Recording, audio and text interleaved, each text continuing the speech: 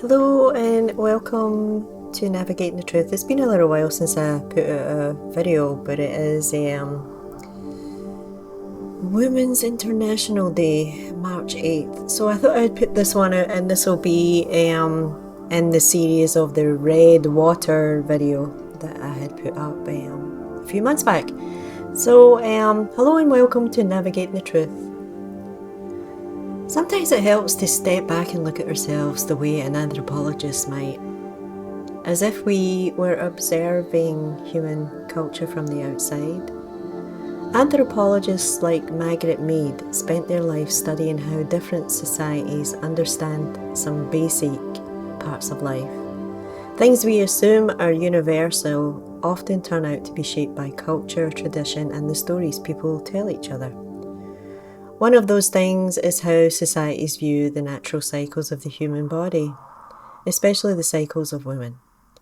Across history, you'll find everything from reverence to superstition, celebration to shame, the same biological process interpreted in completely different ways, depending on the culture telling the story. And that's what I've been thinking about lately. You know, or maybe you don't know, in this realm we have many people who seem to have a limited grasp on who we are and what we're doing here. You can see it in the way some react to the simple fact that women bleed, a biological function rooted in the very beginnings of life. Yet even today there are still people who treat it as if it is some kind of curse rather than what it really is. Part of the natural cycle of life here. Now, I have other theories, but I'll hold off on that for a little bit. So, menstruation, right, or period, is a natural function of women who has moved from adolescence into adulthood. It affects her emotions and her state of well-being. I went through years of painful periods. I've watched my daughter experience some of the same challenges.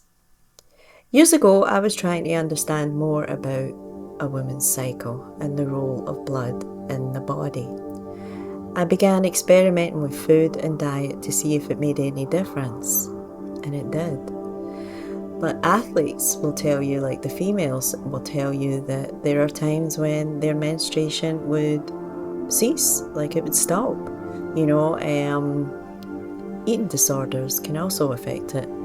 There are a number of things that can happen where it can disrupt the cycle. I think the cycle itself has become something other than what it was intended, in my humble opinion.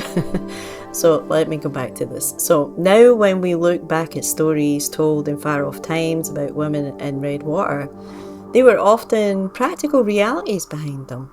For example, placing hair or anything with strong human scent around the property could keep animals like foxes or badgers or wolves, it could keep them away. The scent warned them that dangerous two-legged creatures were nearby, and they wouldn't be wrong. But in times of superstition, stories change. All it took was jealousy, gossip, or someone feeling threatened by a woman who was outspoken or independent for tall tales to start forming. And this is really evident in when you look at fairy tales, folk, and how some of these supposedly innocent tellings have become Hansel and Gretel comes to mind, right? The evil old woman in the woods, like, be careful. What I'm suggesting is, what if we look at things differently? What if we celebrated our young women instead, encouraged them to pay attention to their cycles and their moods? If a young woman feels angry or emotional one month, it might simply mean something in her environment or health is out of balance. Women can be highly intuitive and sensitive during this time. And sometimes they are dealing with real physical pain, and it happens every 3 or 4 weeks. For some it lasts days, and for others it can last a week. Yet we are still embarrassed by it. still treating it as something shameful. And honestly, the way we approach it in modern society doesn't feel entirely natural. Living on the coast, I see tampons and sanitary products wash ashore after storms, sometimes in large numbers. I will say it seems to have lessened a bit over the past year or so. I'd like to think people are becoming more aware of the environmental impact, though I'm not entirely sure. I started my radio show because some of the things happening in the world felt a little insane. And the deeper I looked, the more I realised there was even more going on than I had first thought.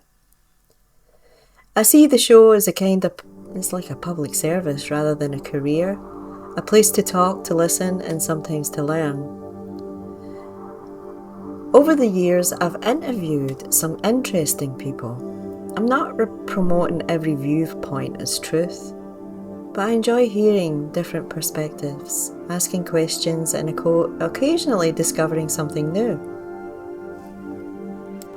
So, International Women's Day.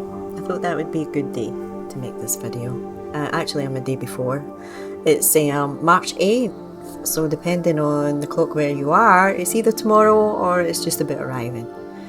And this is actually a movement, a labour and social movement that happened around 1908, 1910, when women in different countries were organising for voting rights, better working conditions, political representation. I mean, this is over 120 years ago, and we're still embarrassed at the fact that we have a menstrual cycle, which is part of life.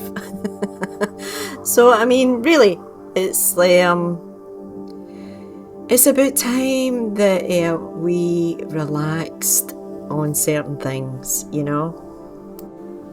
So, today, as we mark International Women's Day, maybe the most important thing we can do is remember that life itself moves in cycles: strength, care, creation, renewal. The world might look chaotic at times, but those deeper rhythms are still there, and recognizing them is part of understanding who we truly are. Thank you for spending a little time with me today here on Navigating the Truth, and thank you for subscribing if you have. If you haven't, please do. I really do appreciate it, and like, subscribe, share.